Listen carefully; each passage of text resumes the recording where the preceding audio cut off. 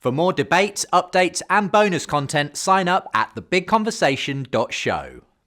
I fully accept that there are many things that Christians could do better to not alienate and, frankly, insult their Jewish friends when they come to their churches or worship services. But in the end, isn't ultimately there a natural sense in which a Christian will inevitably think of their faith as a fulfillment of the Jewish scriptures? Just in terms of that Eucharist, which you only recently celebrated, Giles, as I mentioned, it is in a sense, Jesus saying, I am now the true temple, the lamb, all of those things were just pointers ultimately to me coming and fulfilling them all.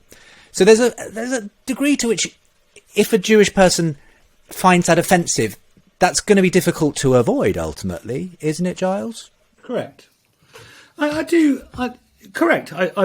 That's true. I mean, the thing is about seeing Jesus as the Messiah, as the fulfillment of God's promise, is, as it happens, that there are an enormous amount of people, dozens of people in Jewish history who Jews have thought of as being the Messiah. So let's just, I spend quite a bit of time in my book looking at a very recent one, which is that the recent Lubavitcher Rabbi Schneerson, was seen by a number of his followers to be the Messiah. And this offends many Jews, but it doesn't stop people from thinking that the followers of Rabbi Schneerson were Jews. No one actually goes, they weren't Jews. They just think they're a bit weird. They think they're wrong. They get offended by them. You go to Israel, and my father-in-law has a farm in the Jerusalem forest, a house in the Jerusalem forest, and there's a massive, great big picture of Rabbi Schneerson on the wall of the farm there.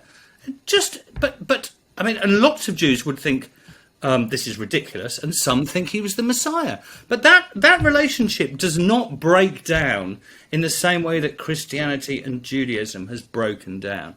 Now, why is it broken down? It's not broken down because of the questions you asked, Justin. It's broken down because of power. It's broken down because of the way in which Christianity related itself to power. It's not there are theological differences, but we can all manage differences. We can all manage differences of view. But when historically Christianity has great power and has persecuted Jews for centuries, this is the problem. And this is what creates a double sensitivity, triple sensitivity about what we're doing. So it's not about, when I celebrate the Eucharist, I think, of course I do. I absolutely do. I'm an Orthodox Catholic Christian. So I do think those, but I don't think Jews get terribly offended by that at all. I think what they get offended by is the fact that for centuries, this language has been the language of persecution.